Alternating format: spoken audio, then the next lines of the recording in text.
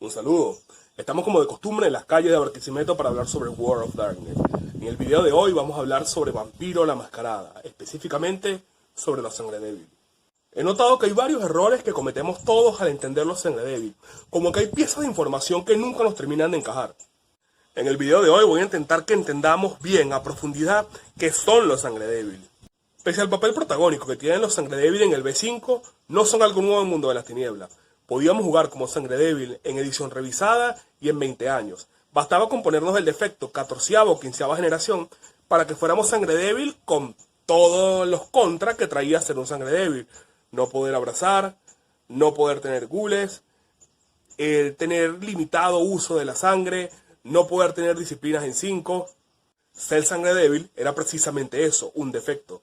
Los Sangre Débil eran entendidos en edición revisada y en 20 años, básicamente como vástagos 14ª y 15ª generación, en los cuales la sangre de Caín ya estaba muy diluida, y esto presentaba más problemas que beneficios.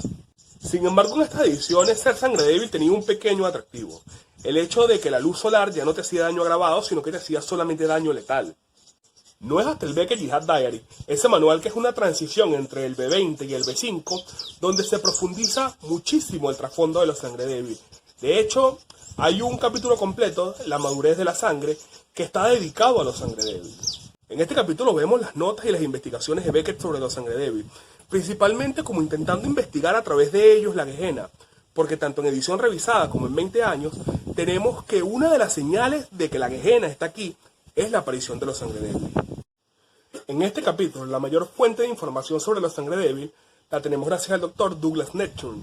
Él es un Malkavian que tiene el trastorno de obsesivo compulsivo, y este trastorno se manifiesta a través de que él no puede entender nada sobrenatural. Para él todo tiene que tener una explicación científica, lógica y comprobable. Neptune es el más grande fisiatra en cuanto a los vástagos y el cuerpo de los vampiros. El Dr. Neptune envía una carta a Beckett, y aquí explica lo que él llama síndrome del Sangre Débil. Y en ella responde muchas de las preguntas, muchas de las dudas y a muchos de los errores que tenemos nosotros de conceptualización sobre los Sangre Débil. Uno de ellos, los Sangre Débil son solamente generación 14 y 15. Neptune explica que el síndrome de los Sangre Débil se presenta en 12ª generación y 13ª generación en algunos individuos, pero es absoluto en 14ª y 15ª generación. Es decir, que hay generación 12 y 13 que pueden ser Sangre Débil, y el 100% de la generación 14 y 15 son Sangre Débil. Y en este capítulo se menciona algo más extraño aún, la generación 16. Beckett está investigando rumores sobre una vástago generación 15 que en Santa Mónica pudo abrazar y creó una generación 16.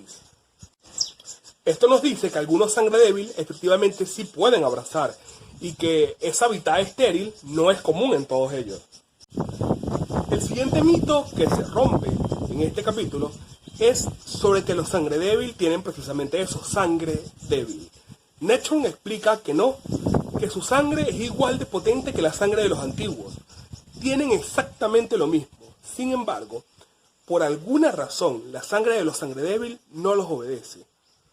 No activa exactamente igual que la sangre de los antiguos. Pese a que es la misma sangre, Neptune no le llama Sangre Débil, sino sangre que no responde.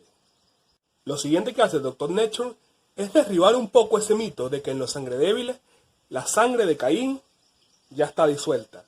Y dice que no, que Caín, el padre oscuro, no tenía clan, que la segunda generación no tenía clan, que la tercera generación tiene clan, pero que los clanes no existen. Los clanes son una idea de los vástagos. En realidad, lo que eres es descendiente de alguien que tuvo una maldición, pero eso no te hace ser un clan. Tal cosa como los clanes no existe, por lo menos fisiológicamente hablando. La sangre de todos los vástagos, según Neptune, es la misma. Y que lo que se debilita en los Sangre Débil es la sangre de esos malditos, de esos fundadores malditos. Neptune enmarca esto en que los Sangre Débil no tienen debilidad de clan. Y sí, no tienen disciplina, pero tienen la habilidad para crear disciplina, que es lo que en M5 llamamos la alquimia Sangre Débil. Sí, no pueden abrazar. Sí, no pueden crear gules. Pero no tienen debilidad de clan y pueden crear disciplinas. Para Neptune, los sangre débil no son más que el próximo paso en la evolución de los vástagos. Y para Beckett, el que haya una generación 16, el que una generación 15 haya podido abrazar, significa que efectivamente son el próximo paso en la evolución de los vástagos. Entendiendo esto, entendemos por qué en el B5 se hace tanto énfasis en los sangre débil, porque el juego básicamente te sugiere de forma muy disimulada que juegues con un sangre débil. Que ojo, los sangre débil tienen muchas más particularidades que no sean de sistema. Por ejemplo, tienen lágrimas, pueden llorar, tienen saliva, conservan la menstruación, tienen un líquido seminal que puede embarazar mujeres. Y sí, los sangre débil pueden tener hijos. En Ghoul Atracción Fatal, un manual, si mal no me recuerdo, de edición revisada, se habla de los vampiros. Son hijos de un sangre débil con una mujer humana. Su hijo va a ser una especie de híbrido entre humano y vampiro.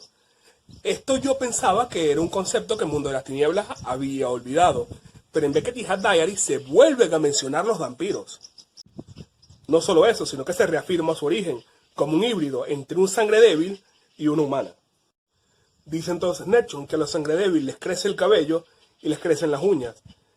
Se pregunta por qué hay parte del ADN humano que continúa activo en los sangre débil.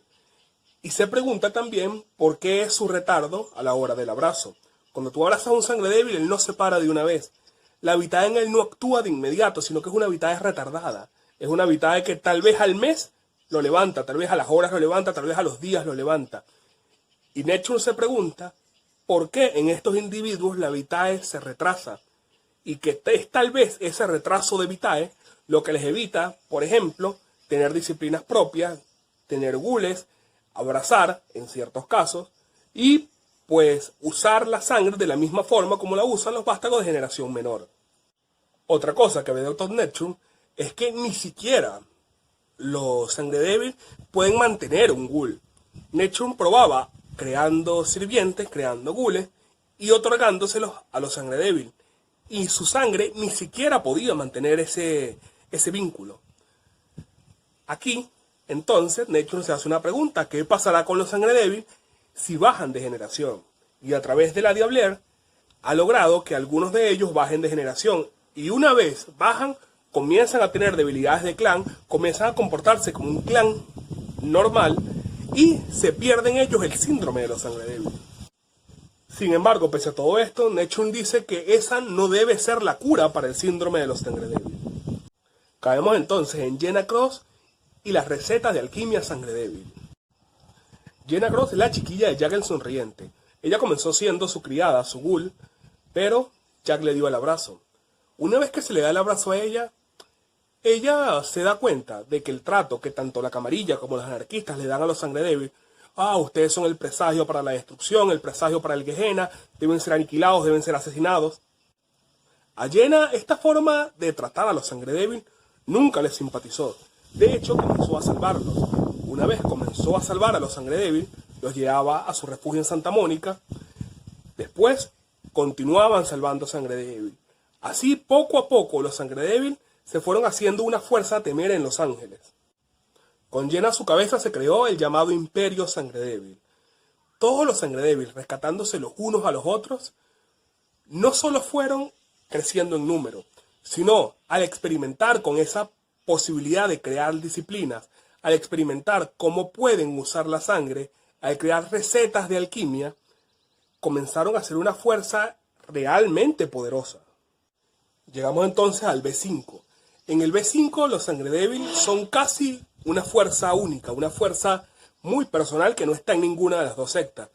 Como tal, no están en los anarquistas y la camarilla detesta a los sangre débil. Eso hace que ellos sean básicamente una fuerza independiente. Pese a que hay sangre débil en los anarquistas, los sangre débil prefieren mantenerse a raya del conflicto entre sectas. Y los Dustburn, como ellos mismos se suelen llamar, prefieren jugar para ellos mismos. Cabe entonces hacernos una pregunta. En un mundo de vástagos diezmados, donde los antiguos están peleando la guerra de la Gehenna, ¿ser un sangre débil es realmente un defecto? ¿Los Sangre Débil realmente son lo peor que le pasó a los vástagos o son el nuevo paso en su evolución? Pregunta que no tiene una respuesta sencilla. Sin más entonces me despido, un beso a todos, chao chao.